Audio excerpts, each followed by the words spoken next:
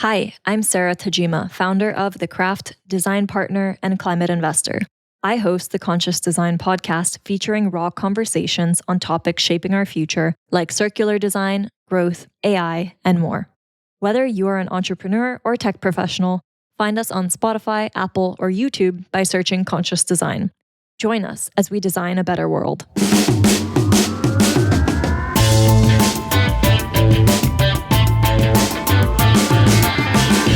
What's up, UX fam? How's your mom and them? Welcome to another episode of Beyond UX Design. I'm Jeremy. If you're new here, welcome. I am super stoked to have you.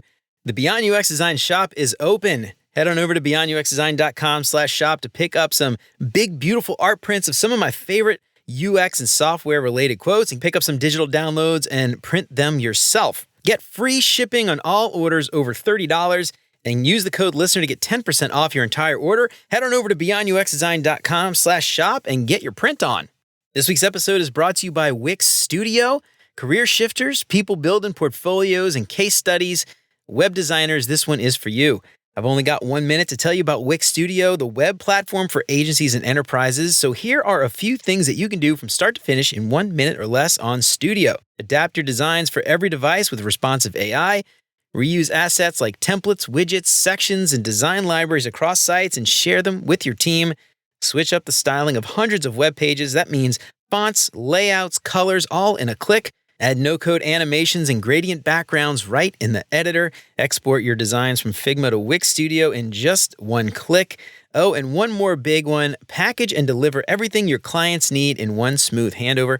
So time's up, but the list keeps going. Step into Wix Studio and see for yourself. Check out beyonduxdesign.com/Wix to start creating today. And if you haven't done it already, please consider subscribing to the show wherever you listen to podcasts. And if you are a regular here and you feel like you're getting something out of the show, I would really appreciate you leaving a 5-star review. That'll help me out so much more than you can imagine. And as always, thanks so much to Chris, Siraquan, Stacy, Radu, Megan, Andrew, John, Mark, Kevin, Jason, Michelle, and Marty for their support. And if you want to join these fine folks and many others and help keep the show independent and ad-free, you'll get rough transcripts and exclusive access to the entire video library of episodes, including episodes before they're released. And you get instant access to the video archives for as little as $5 a month.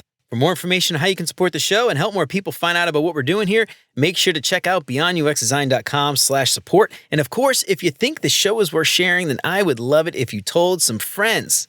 So I was trying to figure out how long ago this was when I actually came across your post, and I don't remember even how I came across it. I think somebody I know probably liked it. Anyway, you did this talk about reframing. It could be your philosophy, like how you talk about things from negative to positive and all the stuff in between. And I was like, I got to get Kate on the show to talk about this. So I'm so excited to have Kate Pincott on today. And we're going to talk about reframing everything to help build more influence with your team. Because as we know, as UX designers, it doesn't just come with the title. So Kate, welcome to Beyond UX Design. I am so excited to have you on. How's it going? Boom. I love it. I love the energy and I love everything you're about. Thank you, Jeremy. Thank you. I'm really happy. Well, I appreciate and the feeling is mutual. So Kate, I totally forgot to read your bio. So we'll just skip it. Why don't you just tell us a little bit about you for anybody out there who hasn't come across your work and some of your talks and your content on places like LinkedIn. Let everybody know a little bit about you and all this stuff. Yes. Okay. What do I do? Who am I? I'm a design coach and I help product designers to level up in their career. Often when you're talking with your boss or your colleagues or your peers or your people at home, they don't quite understand what's going on inside your world. Or maybe they do, but they don't understand your jargon. Or maybe they understand your jargon, but they're at a different level to you. Or maybe they've never been where you've been before. So having kind of like a sounding board and someone that can help you by making space for you to talk about what's on your mind and having you at the center of the agenda rather than, oh yeah, this one time when I had the same situation, blah, blah, blah, blah. And then they go off and they get really excited and they just start talking about themselves. And you're like, that's really nice, but actually I thought we were talking about me. So when you have a coach, you can talk about yourself the whole time. Amazing. I love it. So that's part of what I do. And then the other part of what I do is I'm a design manager and I'm working in an AI startup called Clio. And I've been there about 10 months now. Right on. Awesome. Yeah, a couple of months ago, came across your talk that you did, Design FA. I wasn't familiar with the organization, but I assumed there was a conference going on and you were one of the speakers and you posted this talk. And I thought, oh my God, this is exactly the kind of stuff that I need my audience to hear about reframing and building influence through how you speak about your ideas and yourself and all these other things. So let's talk a little bit about this idea of reframing. For those who I think people kind of have a sense for what reframing means, but you had a very specific definition in your talk. So help us understand a little bit, what does reframing mean? And when you say reframing, what are you talking about? I think it's quite useful to think about a physical frame. So we often view the world through our phone camera. We look through the world. And you know that we were talking about this before we came online. The camera can look at a really tidy part of your background. And then the frame can move tiny bit over to the left and it can show a whole load of mess, right? So the frame is the crop. This is the part of the story that we choose to focus on. And it doesn't mean that everything else behind that's out of frame is not real. It doesn't mean that it's not there. It just means that you are placing your energy and your intention on one part of that frame. And it's the same with our mindset and our thoughts. So we can choose to focus on a positive aspect of a story or a negative. We can choose to focus on the bit that we can control or the bit that's out of our control. And that choice is what I would call the reframe. I love that. Yeah. And it's interesting too, because like I think and you mentioned this just now, and I think you mentioned this in your talk too. It's like reframing, not just, I think when people think about reframing, they think about reframing your mindset.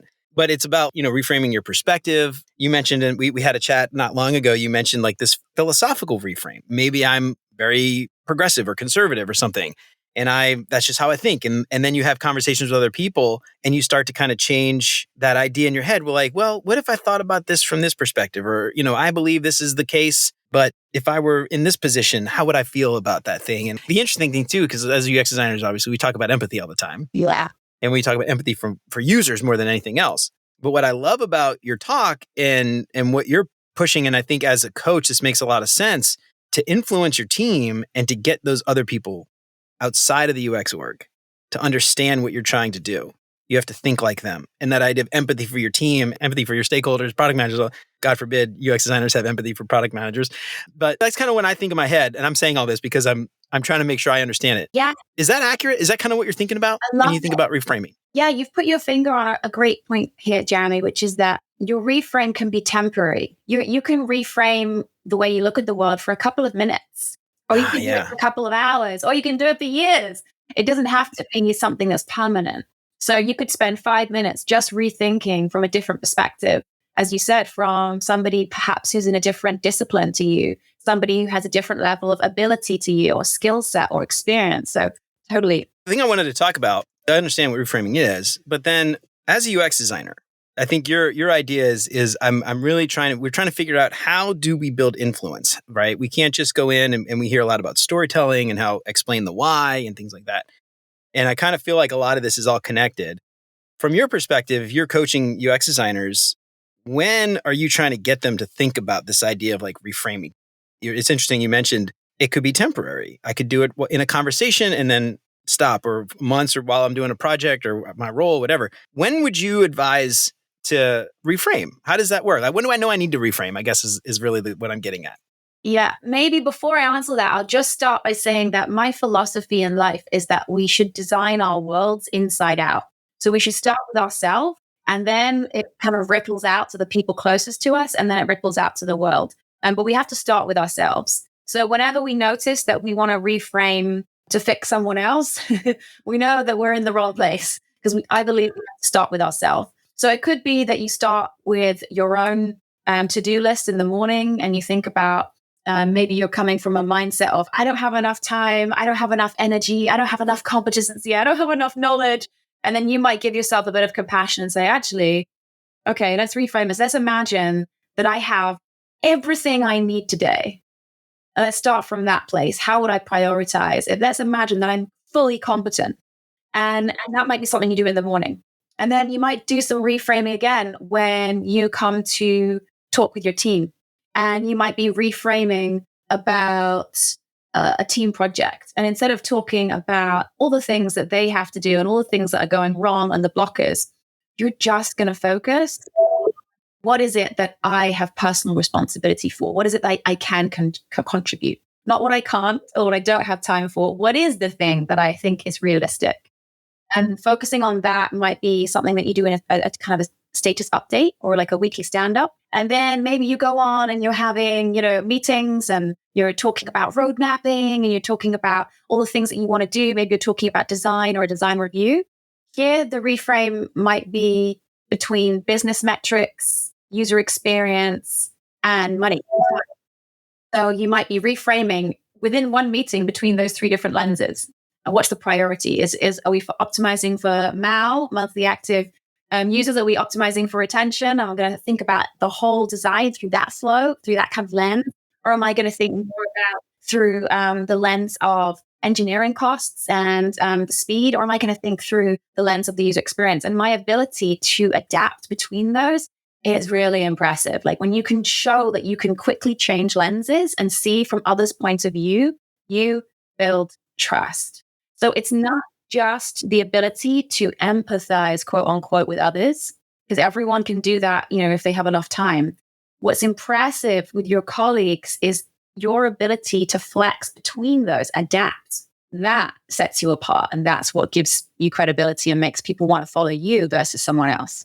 Yeah. So in your talk, I'm going to link to your talk. I keep talking about your talk, and it's weird because I'm sure a lot of people haven't listened to it just yet. I'm going to link to it in the show notes. So please go watch it. But one of the things in your talk that I loved was you mocked up like a Google translator, right? With UX language, UX speak, right? And then how do you translate this to engineering and product and stakeholders or executives or whatever it was? And what you showed, and I think this is brilliant, and you even showed some side-by-side examples, like what UX designers are saying and what product managers are saying or engineers are saying. And you're like, this is what we say, and this is what they say, and we're saying the same thing, but we're using completely different language to say the same thing. And I wonder if you could just talk a little bit about that. You don't have to give specific examples, but that idea of like translating, depending on who you're talking to and understanding your audience and reframing your language around that to really resonate with that particular audience. Yeah, absolutely. So if you were talking to, I'll use the example of seniority. If you were talking to a super junior person, then you know that you're going to have to be really specific with exactly what you want them to do because they don't have a lot of experience to lean into. And they don't have lots of memory files that they can go back to and reference. They've got maybe one or two stories where they've tried something. So you're going to say, I would like you to mock up a list. I want you to look very similar to a Apple Apps to-do list. And I want it to have these colors and blah, blah, blah. Whereas as you go up the food chain, as you go up seniority, you're going to go abstract, abstract, abstract, abstract. And you're going to say exactly the same thing. I do want this to-do list. You're going to come to the senior person and you're going to talk about how it's going to save them time and money, not the details of what you're going to do and how you're going to do it and why you're going to do it. You're going to just say, instead of saying, I want you to do this that looks like Apple, blah, blah, blah, you're going to say, we're building a to-do list so that this gets done by tomorrow, 5 p.m. That's all they want to know. Oh, great. Thank you so much. Yeah. You're a genius. I'm so happy because you've been a plate lifter then, right? You've taken something off their plate. If you go to senior people and you give them a plate, you give them something to do, you give them a question, they ain't going to be happy. So it's about changing audience in this example. The one that you had about a PM versus a designer, you're talking about building a conversion flow. You want the designer wants the user experience to feel really slick, seamless. They might say low cognitive load. They might say they want it to feel really smooth and delightful, intuitive. Yeah. And then the PM is just going to say, "Cool, we want to reduce the drop off." Yeah, They're saying the same thing because when you have a high drop off, it means that there's high friction, which means that there's something going wrong in that flow. Maybe there's a confusion. Maybe it's low engagement. Maybe there's a bug. It's the same thing. It's just another way to frame that sentence. And the way that a PM might measure it is through drop off, be one way. But often especially as designers, when we don't see things reflected in our own image, we get a bit insecure and we get a bit freaked out and we go, oh, well, they're not saying the same thing as me. Why aren't they using my words? And we have to learn to put our little Google translator on and say, I hear you. You're saying the same thing as me. We're on the same page. Or really focus on that common ground. I love that. And the other thing that I love about this too is, again, as UX designers, like I don't know, not every UX designer is like this, obviously, but I've come across a lot of junior designers who get out of school, whether it's a boot camp or even 4-year program, and they are just like thrown into this team and they struggle because no one listens to them. Nobody takes their advice. They aren't invited to meetings. They don't get the quote unquote seat at the table. And a lot of times what I find is they expect some level of authority simply because they have UX designer and well, I'm the UX designer. I should listen to me. Why would you not listen to me? These stupid PMs never listen to the UX design team. It's that influence that you don't have just when you assume automatically that you're supposed to be invited or you're supposed to be listened to. And this framework, I love that reframing because it just like you said before, and you introduced your talk with like, who wants to have more influence? This to me is like the critical aspect of influencing those people because you're on their side, you're on their team. You're no longer an outsider because you use the shared language that they do. And yeah, I don't know, I just love that idea. I don't know if you have anything to add to that, but that idea of just like building influence with just simple language changes. It's incredible like how well that works. Absolutely. And I think a common kind of comeback or question that I often hear when I talk to designers about this is, yeah, but Kate, and they kind of fold their arms and look at me, but engineers don't have to do this. They don't have to explain themselves. Or, yeah, but why do we have to do this? PMs don't have to do it. And I say, are you sure about that? And I'll say, you tell me about a really influential PM or an eng. And not just one. Be the good researcher, put your research hat on, gather some data, look at maybe 10 or 15 different profiles of people that you would say are really amazing influencers. And you will start to notice a pattern across all of them. Maybe not one or two, but across them, you will notice that they are brilliant listeners. And that they often will listen to the different stakeholders, and then they will summarize and they will play back what they've heard before they make any suggestions or they try to ask for anything. First, they say, okay, what I'm hearing is, blah, blah, blah. Is that right? Have I got that right? And they'll always make sure that they fully understand because they know that you can't influence and you can't persuade unless you really, really, really understand the needs of the people in the room or the agendas, right, of the other stakeholders that you're working with. If you don't do that step, if we skip that step, you're basically flying blind because you don't know what the other people in the ship are paddling. You don't know which direction they're going. And ideally, you all want to be paddling in this boat in the same direction. And so we want to take off the blindfold and make sure that we find out what people are hoping for. For me, this is like the most critical thing. I think this speaks to this directly. It gets you there is you can't build great software without great relationships, right? And you can't do what you're suggesting because you have to know them to speak to them in their language. And if you don't know what language they use, how do you know how to speak to them? And you can't do that without relationships. And the other thing that I think if I were to identify traits of those really successful people, it's they don't work in silos and they don't work on their own. They don't go off in a hole and then come back and present it as if it's like the final answer. They work across the team. They build relationships. They build trust, which makes that influence even easier when you have the conversation because you have the trust. Because it's funny. It's like when I think about this, like the language is important, obviously, but I think, and this goes back to like reframing, it's reframing your language. It's reframing your approach. It's reframing like how you work with people, all of that together so that you can build influence. Because like just speaking the language of a product manager is not going to do much if they have no idea who you are. Absolutely. That relationship piece feels like to a lot of people, this annoying bit that they have to kind of tack on to the end of their work. Oh, no, I've got to do that relational intimacy thing. Oh, no, that's so boring or that's so irritating. But I don't think any of us would want to come to work if we didn't have some kind of sense of this person has my back. This person cares about what I care about. We have some kind of common goal here or some kind of mutual respect. And it's really easy to suck that from other people, but we have to make sure that we're giving more than we're receiving. And the people that give more actually, ironically, receive more.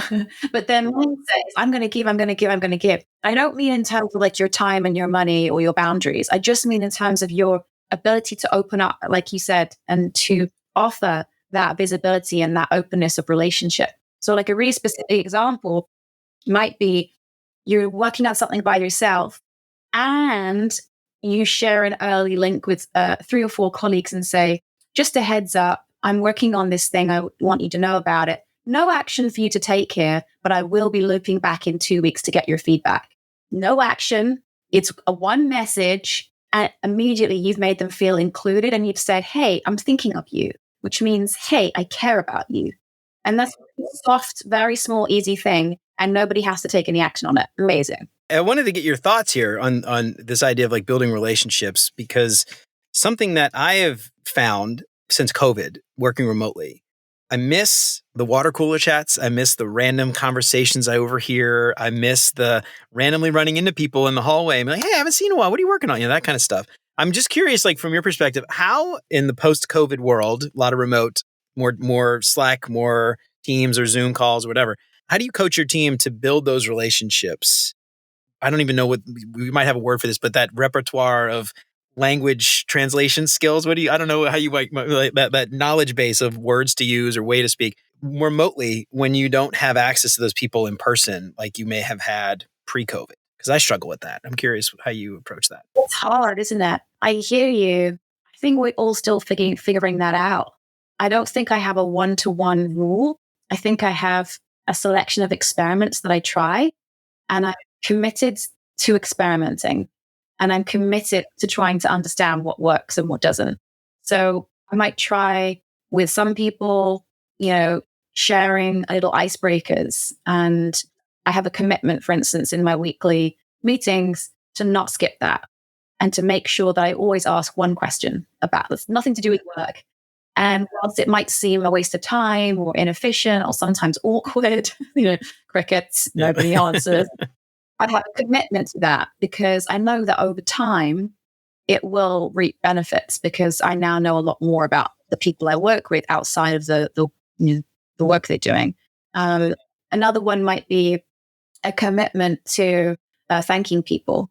So just really, I have a block in my diary where I go through and I make sure I write down 3 names of people that have helped me this week, how big or small. Oh, I love that. And I'll decide, okay, should I thank them in private through Slack, or is there like a public rule where I can do it, or should I do it in a public channel? And then another one is, just jokes, sharing jokes. I think, okay, who are 3 people that I want to share some joy with? And it's quite proactive. As I said, it's quite a commitment. Like in my day to day, I don't like sit around all day on the internet, looking at memes. That's not me. So I need to then say, okay, I want to go out and I want to share something funny. So what do I find funny? And I'll find 3 or 4 links. And again, I'll choose who are those people that I want to share that bit of joy with. Maybe I think they need a boost. Maybe I think I just haven't spoken to them in a while.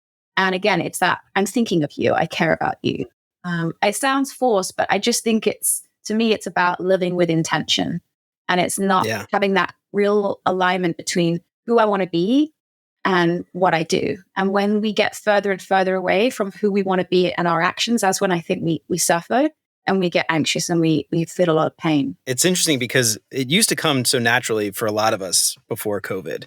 Make fun of like the ping pong tables and the arcade cabinets and stuff at startups. But I mean, they're there, one, I think, to keep you in the office a lot, but like also it's a congregation spot. People would go, like last place I worked, we had ping pong tournaments, and we did, when we worked in an office, this was years ago, but we had ping pong tournaments. We had like an arcade cabinet where you could go and play Ninja Turtles or whatever, like old school, like video games.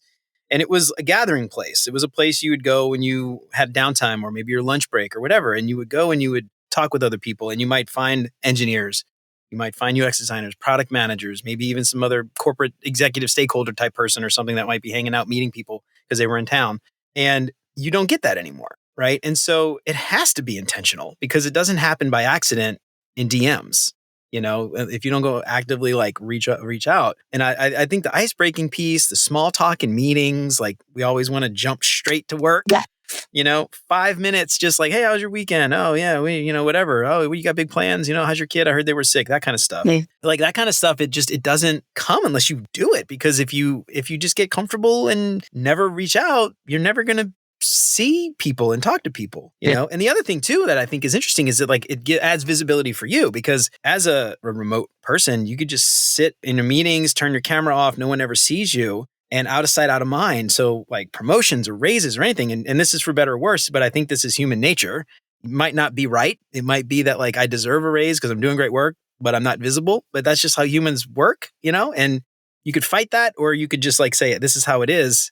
and reframe and kind of like embrace it in a way. So I don't know. I don't know if you have anything to add to that. I just feel like, especially remote, like you've got to be proactive about being in front of people. Otherwise, you sort of get lost in the vacuum of remote work. I don't know. Yeah. I'm trying to think of like an analogy. It didn't make sense. I think you're right. I think the way that I think about what you're saying is branding.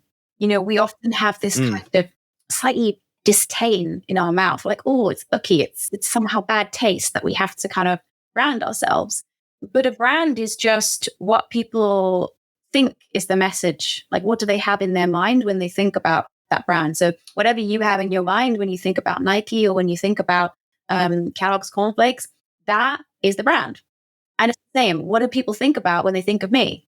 What do people think about when they think of you? That's your brand. Part of us, we can't control that. We can't control other people's thoughts, their minds, their actions, their words.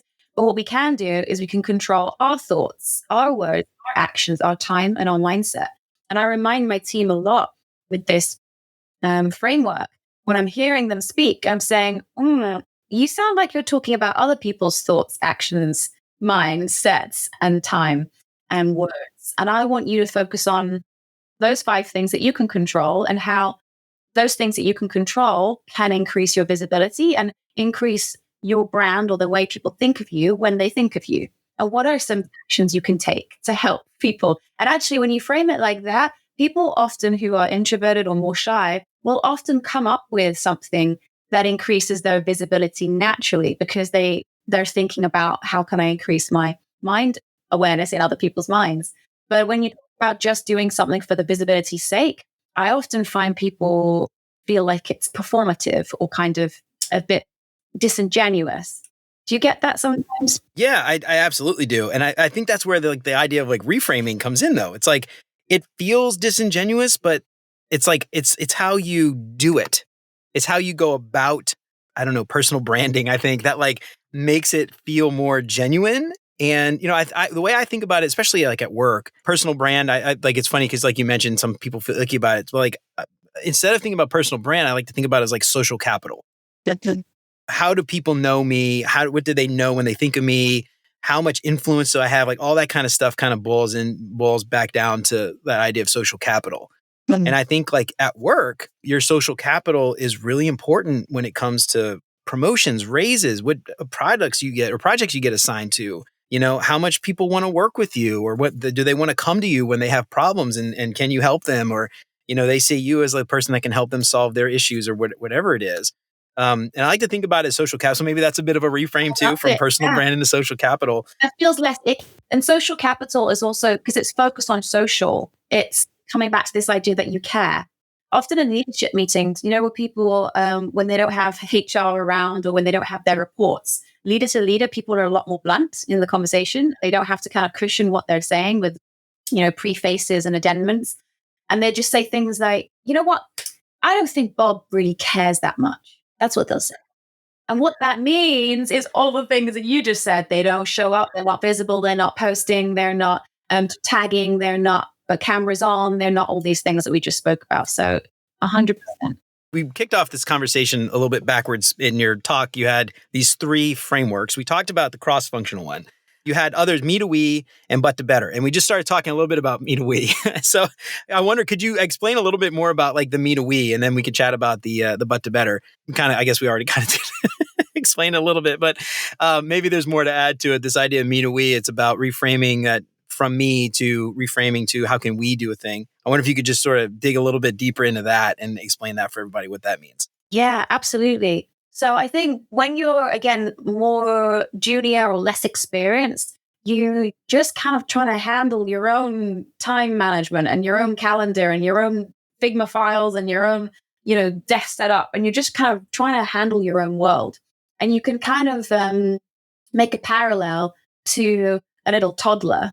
Like a toddler is just waddling along and they've got a really big head and they're really struggling with balance and they can barely hold themselves up, because they're learning a lot and they're taking so much in. Once they've mastered that walking thing, they don't think about it anymore. They can now move on to the next thing, which is maybe talking or learning language or grabbing things. And so it's the same with our career. Once we've got our own little world kind of buttoned up and we are quite self-sufficient, then we can start moving into other people's worlds. And we call this like the multiplier effect. So one of the big differences between a senior and a staff member, or, kind of like a midweight and a lead, is that you're no longer just providing value one-to-one, just you to your boss or you to your team. You're actually able to multiply. So you're able to expand and scale your impact. You're able to do things that help many people. And you're not just framing the work in terms of how it's going to help me in my career or my project. You're framing it in terms of how it's going to help this whole org or this whole team or this whole roadmap or the whole company. And now you're expanding your view a bit wider and you're having a more broad perspective.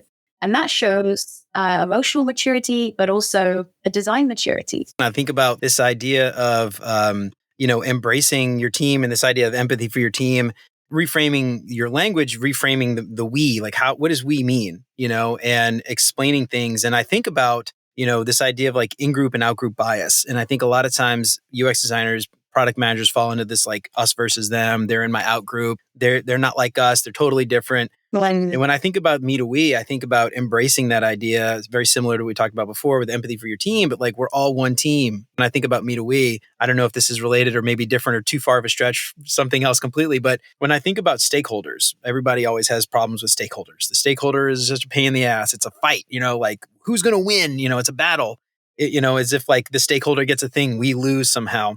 But we're all building the same product. We're all shipping the same product.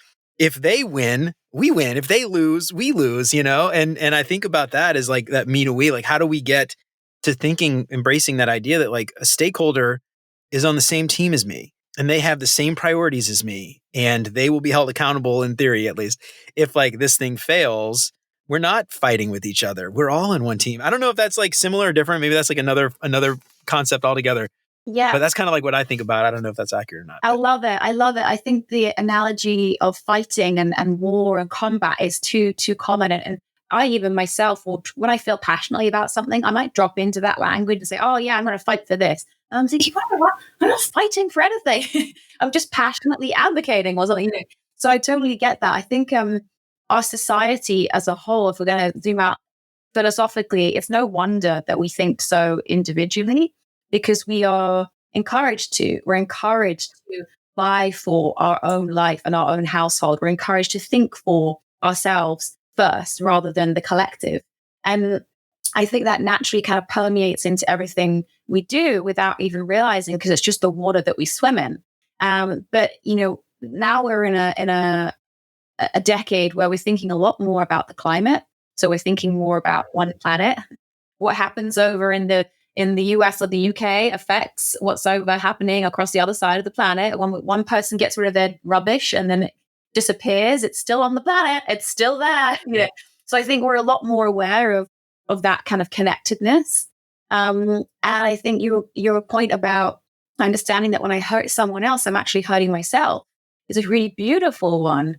That some would say that's very Buddhist, and actually that's a wonderful way to view the world, because, in some I grew up in a church and we used to talk about being one body. So someone's the eye, someone's the tooth, someone's the foot. And if the finger is bleeding, then the whole body's going to suffer. So I really like this idea of unity that you've brought up. Yeah, just as you're mentioning this, I'm kind of thinking in my head, like Americans, right? We're very individualistic and, every man for himself. And we're going to, like, I don't need the government. I don't need other people. I'm going to do this on my own and all this stuff. We're a very individualist society, especially here in America. Maybe some parts of the West, Europe maybe is very similar.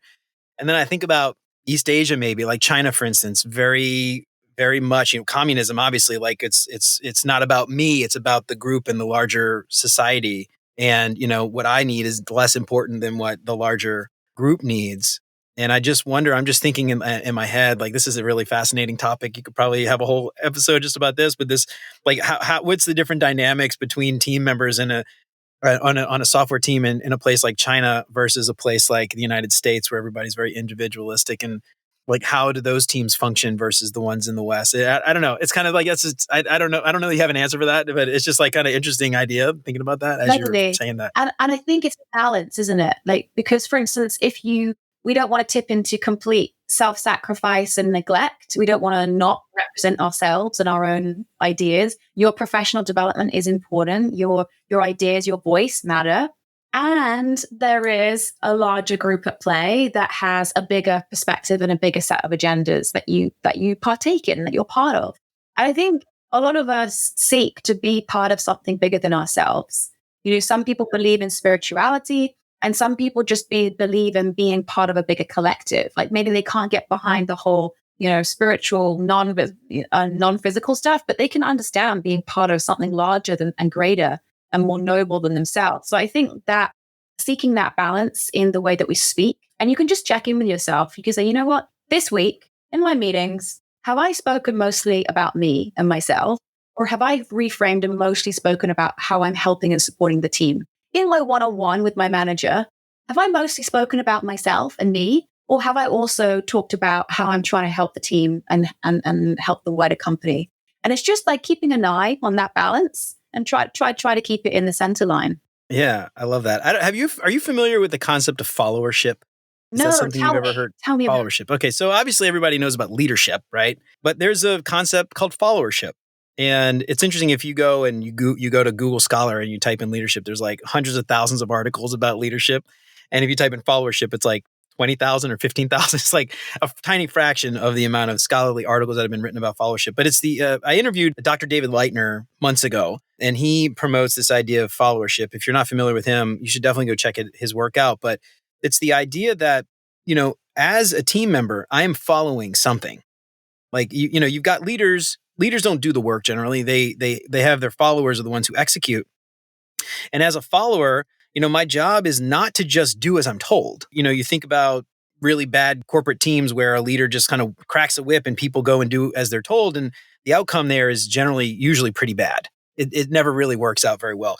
But on really great teams, you've got a team who understands the higher level goals, and those followers are really empowered to go do the things that they need to do to get their work done. And when, this is like a reframe and a mindset shift that I think is really important. It's like thinking about this idea of collectivism versus individualism.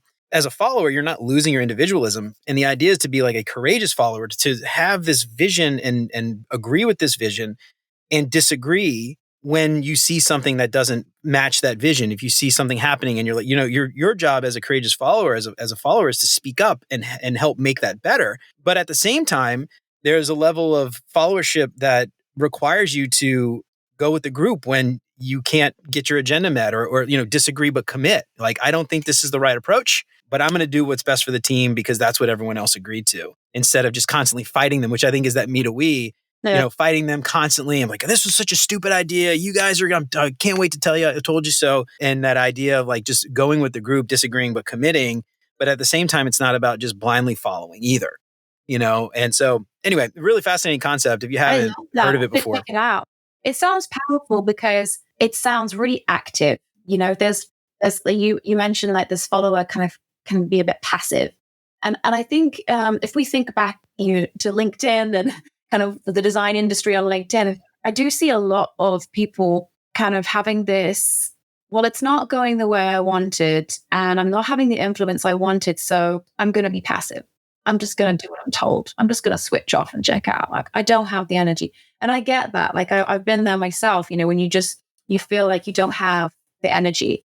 I think once you've recuperated and recovered and you've got a bit of energy back, there is a balance. There is a personal responsibility that we can take to, as you said, voice our opinion, to participate, to contribute, to focus on what we can control, even if that's a very small part of the conversation. Showing up and voicing that does make a difference. And especially if everybody does that, then your team, your whole design team, your whole squad is going to have a way better experience and a way richer debate and generally come to better conclusions. And we know that because we see that in more diverse teams that have different diverse, neurology or background or culture. It's the same, I think, in terms of, and I think the stem is personal responsibility. If you give that away and you give your power away and you say, I'm powerless, I can't do anything, then you're also giving up that ability to shape the conversation and to contribute. Yeah, I love that. that mindset shift. I think that's really powerful. And I think, more of us, it's so funny that you say that. Like, I never really thought of that as it is giving up something. That idea is just, well, I can't do anything about it. You are giving up, you're sacrificing yourself and maybe your own, your personal beliefs or your, whatever, just to be like, whatever, I'm just getting a paycheck. I don't care. Like, do what you want, I don't know. For some people, I guess it depends on where you're at in life. Like maybe for some people that's fine, but others might not want that. I think that's a really great mindset shift. All right, I want to talk a little bit about this last framework tool that you talked about in your talk, which was the but to better. Can you explain that one a little bit? I love this one. This is maybe one of my favorite ones. Often when I am listening to people's ideas, my natural reaction is to focus on the bit that they missed, like to fill in the gap. And that's because my brain is, I look for patterns and I fill in the gap. But that's okay in my head. But the way that it can come out is I'm constantly criticizing. Oh, you did that wrong. Oh, there's a problem. And that's not very nice to hear. It's hard. It's receiving criticism from anyone is hard. But if you're receiving a lot of criticism, especially a high volume or from someone that's quite senior or from someone that you really, really want to please and you feel like you're disappointing them, it can be heavy. And everybody has different tolerances. Some people receive it really well and they're quite resilient and quite tough. And some people are more sensitive and it affects them more.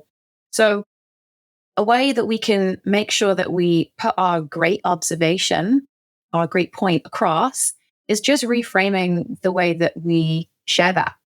And instead of immediately sharing the but you missed this. Yeah, but this isn't working. You just pause and in your mouth and your head just go, whoa, whoa, whoa, whoa, whoa. Let's re-scramble. How can I reframe this? How can I say the same thing, but from a place where I am stretching them, guiding them, pushing them, elevating them to aspire to something better.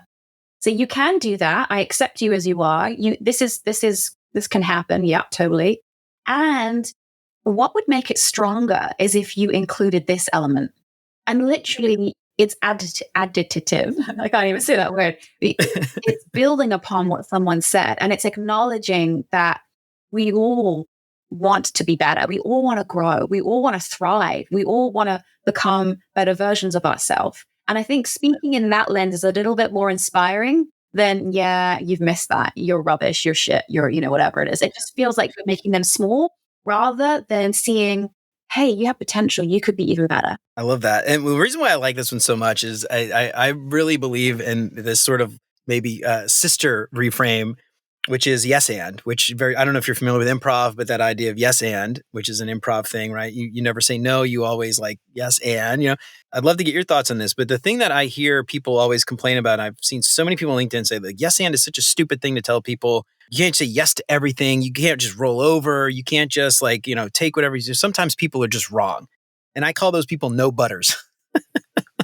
But they always say, yeah, no. And then they, but we can't do that. This idea of yes and, it's not about just saying yes. It's about figuring out how to get to yes. It's about figuring out what in your suggestion was valid and how can we make that work, even if the idea itself wasn't necessarily a great idea. Yeah. Instead of just being like, no, we can't do that. No, that's a stupid idea. It's all right. I hear what you're saying. Okay, cool. What if we could try this? And it's like that additive thing, like you're talking about, and kind of adding on to it to get to a place where everyone's happy. Yeah. And I don't know. I'm curious if you've ever thought about this reframe, but I love the idea of the yes and concept and trying to apply that to software because it's so hard to get people to agree generally. Yeah, I completely agree. And I think when I was at Meta, we used to have a similar phrase, which was a question is just a no in a tuxedo. So I love that. If someone comes back with a question, they say, yeah, but have you thought about, how this is going to scale to Android? Or, have you thought about the question just comes across as a no, but really polite, like it's dressed up elegantly. And I think the same has happened, sadly, to the yes and, because the intention is about building on, as you said, what someone has said and not disinvalidating them and saying, yeah, if there's something good, we can work with that. But I feel like what's happened instead is it's become this fake masquerade where someone's just basically wanting to pivot the conversation. And I think it comes back to our intention. when somebody genuinely, let's not too overkill on the words too much. The words are helpful, they're tools, but it's the intention. Am I trying to stamp someone down to make myself big? Am I trying to poo-poo on someone because I'm insecure and I don't genuinely believe that there's room for both of us in the room to be shiny stars that are thriving? Or do I genuinely believe that there is only space for one person to be right and to be heard and respected and given attention? And I think we must strive to be in rooms where we make sure everybody is heard and everybody has a moment and everybody has an opportunity to be validated, even if you disagree with what they're saying, because it comes back to that other one, which is the we. Because maybe this week is your week, but next week you might be having a bad week. And next week you might need that person on your side. You might need them to help you. But if you've been put on them in the meeting before a few weeks ago, they're not going to be very reluctant. Yeah. They're not really going to want to help you.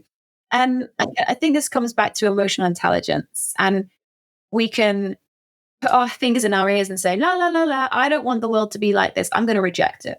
But then we're just not accepting humans as they are. We have to accept reality. We live in this planet. We are humans and we are biological. We're not logical. We're biological. We have hormones. We have glucose levels. We have energy levels. We have sleep deprivation. We have egos. We have all of these things that make us biological. And we need to accept that. And we need to work with it, not work against it. And I think that's what makes influential people very powerful, is because they acknowledge those elements and they work with them rather than against them. I think like this is maybe like a great way to sum up a lot of what we talked about today. But like what I'm keep thinking in my head, we talked about relationships being so important. And when you think about software, right? Software in general, I don't want to say easy, very straightforward. I type in some code, I type it correctly, I get whatever out that I typed in, right? That's pretty straightforward, right? But what makes software so hard? It's not the technology piece, although that is obviously very hard, but it's the people, it's the relationships, it's all the things you just said to get people to come together to agree on what to type in to get the output that we expect. And like all the things that we talked about today, I think is reason the skids, I guess, to make those conversations that much easier so that can be achieved and we can actually build great software. And, I don't know, that to me is just like the theme here is like, how do you make those conversations, those hard conversations, how do you make those hard conversations easier? They're never going to be easy, but you can make them easier. You can definitely make them more difficult. That's maybe true. I should use that from easy to easier. That could be my next reframe. Yeah, there you go. Yeah, give me a little shout out. On UX Design, like, subscribe wherever you listen to podcasts. But yeah, I think that's like the thing. It's like you're never going to make it easy, but we can definitely not make it harder.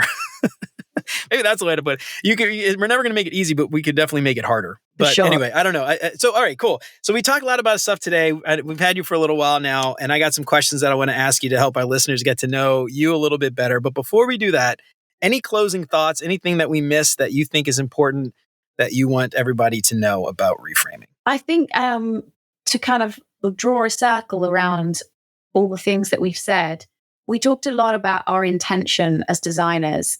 If we come back to the word design, the word design is to execute on an intention. That's what a design is.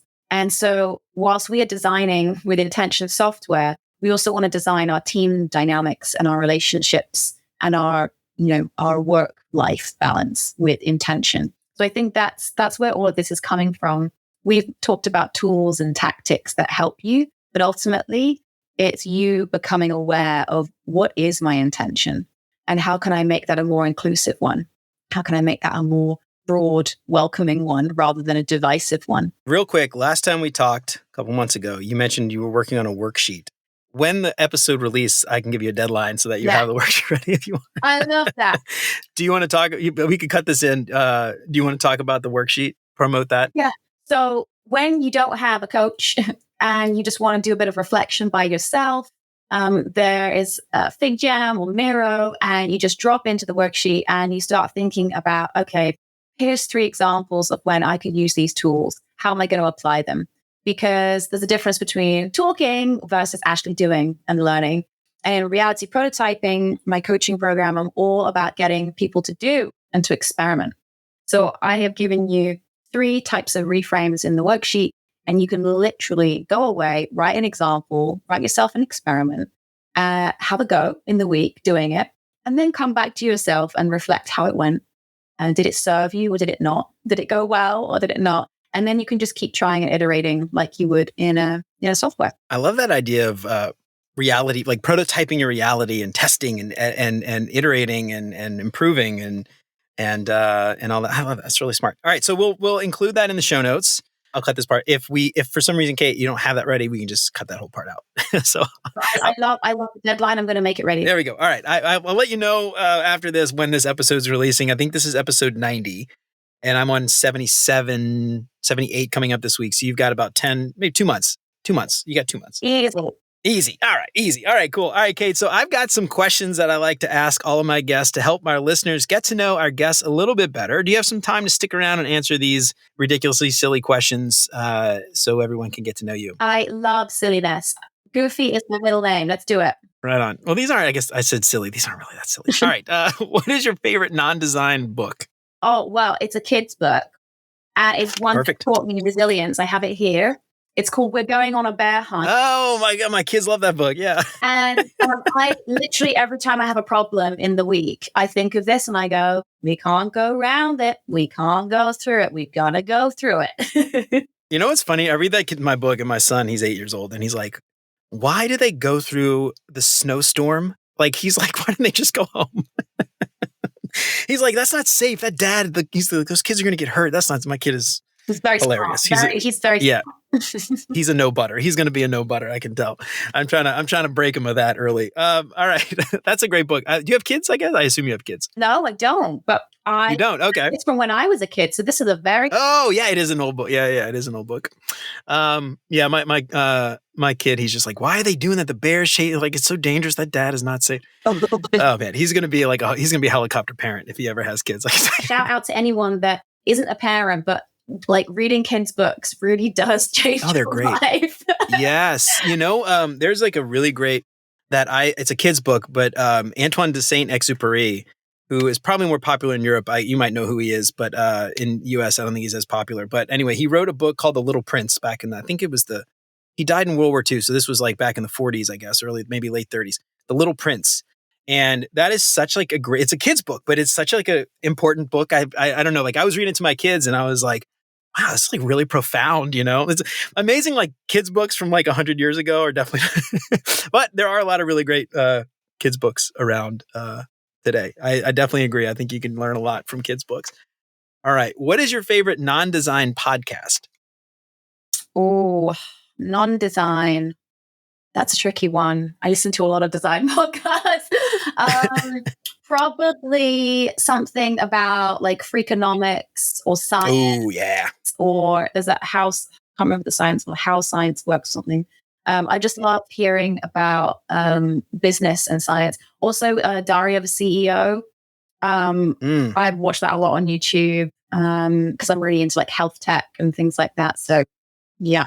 Right on. Yeah, I love Freakonomics. That's one of my favorite episodes. I love like that idea of economics too. Actually, before I got into design, I was going to college for economics. And it was just like such a fascinating thing, especially like the macroeconomics, the philosophy of money and how people interact and things like that. And then what really got me though was the microeconomics and the calculus. Like that. I was like, I can't do this. I'm done. I can't finish this course. I ended up not finishing and becoming a designer. It worked out for the best, I think. All right. What is your favorite meal? And this could be something you've cooked, something you've eaten at a restaurant, something your grandma used to cook. Favorite meal? So I feel like when people say this, they're meant to come up with something that everybody else can go, yeah, that's so yummy. But actually, my favorite meal is really practical. And my favorite meal is where I just get all the tins basically in my house, like beans, lentils, chickpeas, herbs. I put them all in, some onion sprinkles, some seeds. I just get all of it. I get all the salad dressing, all the leftovers, chopped up bits of stuff. I put it all in a pot. And the smugness on my face, oh my God, I'm just so happy I haven't thrown things away. I love that. I love that. Smug meal. I feel smug and proud of myself because I'm guilty of wasting lots of food. like a lot of. Yeah, we're the same way. So we will go to the grocery store and like buy a bunch of crap, and I'll get home and I'm like, I have nowhere in my pantry to put this crap. Why didn't I just eat the crap in the pantry? Yeah. Or at least looked, and so we've been doing a thing where like once or twice a month we'll go through the pantry, and like that week everything we cook for dinner is like something that's already in the pantry. I might need to buy a couple ingredients, but like, oh, we got this box of thing or this can of thing or whatever, this can of tomatoes, like we need to use it before I go and buy more crap. I love that. And because creativity often comes from scarcity or limitation. So you're like, okay, we have to create something cool with this one ingredient. I love that. Exactly. It's like a very boring Iron Chef. It's like, do something with this can of tomatoes. It's not nearly as entertaining. All right. What is your favorite vacation spot? You guys in Europe, y'all get some pretty cool spots, pretty darn close. See, I'm not going to give you a beautiful scene. I'm quite a weirdo. It's my garden. Right on. All right. What is so special? What do you like about it? I love a staycation. There is nothing more beautiful than spending long periods of time in a space that you normally run around frantically like a crazy duck, and actually just embody and be still in that space and breathe and enjoy it and appreciate it and nurture it and rake it and clean it and look after it and make it gorgeous and put flowers and just like that nurturing, cherishing thing of the thing that you love but you never have time for. I find that so wholesome and so restorative. Way more than actually going off somewhere else.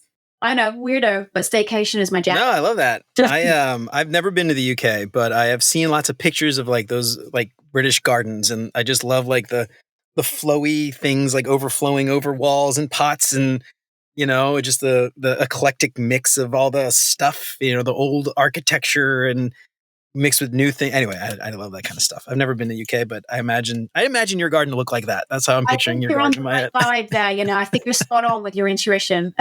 All right, right on. You will. If you can take some pictures, we'll put them in the show notes to show off your garden to everybody listening. All right, what is your favorite design tool that is not Figma?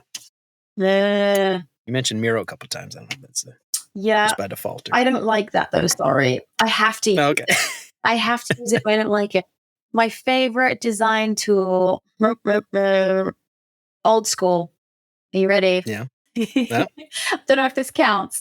My whiteboard, my actual physical. Yeah, that counts. That counts. My whiteboard.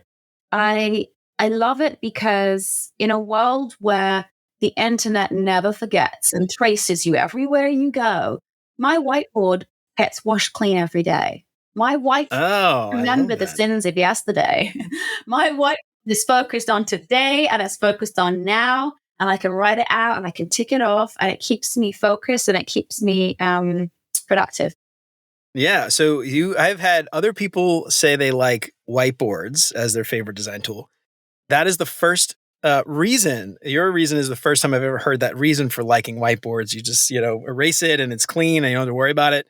I always get the physicality. I love the physicality. I love the it's in the physical space and we can all see it, and we're not distracted by phones and apps and all that. But I like your reason a lot. I like that. Cool. All right, Kate. So before we get out of here, tell everybody one more time where they can find you and follow you and all that stuff, and give yourself a plug for all your things you got going. Boom. I love it. Great chat. So if you want to keep talking about reframing or about coaching or about your design career, then you can come over to my LinkedIn, Kate Pincott, or to Reality Prototyping, the page where we have, and you can reach out, DM me, and we can book a call. We can see if coaching is good for you.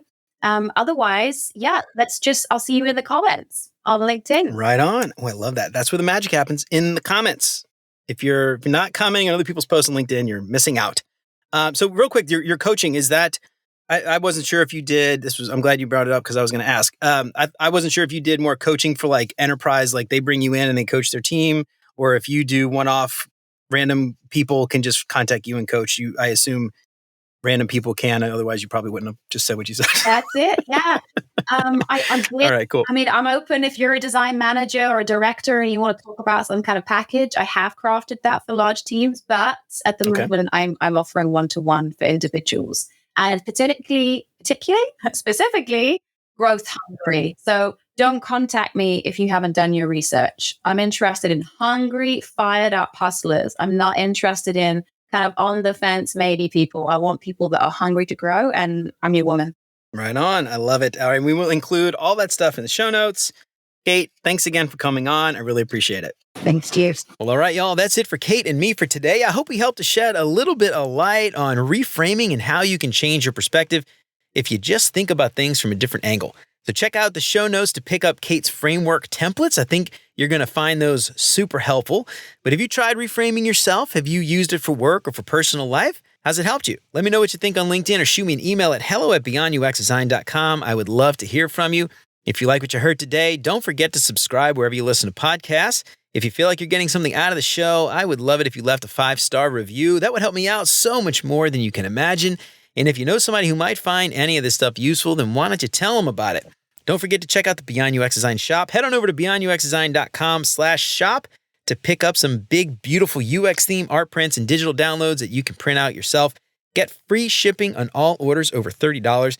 Then use the code LISTENER to get 10% off your entire order. Head on over to beyonduxdesign.com/shop to get your print on. Help keep the show independent and ad-free. Check out beyonduxdesign.com/support to find out how. You can join Chris, Siraquan, Stacy, Radu, Megan, Andrew, John, Mark, Kevin, Jason, Michelle, Marty, and many others, and help keep the show independent and ad-free. And you'll get rough transcripts and exclusive access to the entire video library of episodes, even episodes before they're released. And you can get instant access to the video archives right now for as little as $5 a month. And if you've been sitting on building your new website, Wix Studio can help get you there faster. Wix Studio is a powerful platform that helps you create and manage websites easily. And with Wix Studio, you can quickly adapt designs for every device, reuse assets, and my favorite, export from Figma, and much more. Check out beyonduxdesign.com/Wix to start creating today. Remember to sign up for the newsletter and check out all the past episodes along with all the show notes at beyonduxdesign.com. I hope you keep coming back for more great UX tips from Beyond UX Design. And until next time, remember, you're more than a designer because there's more to UX and design. I'll see you around. Take care, y'all.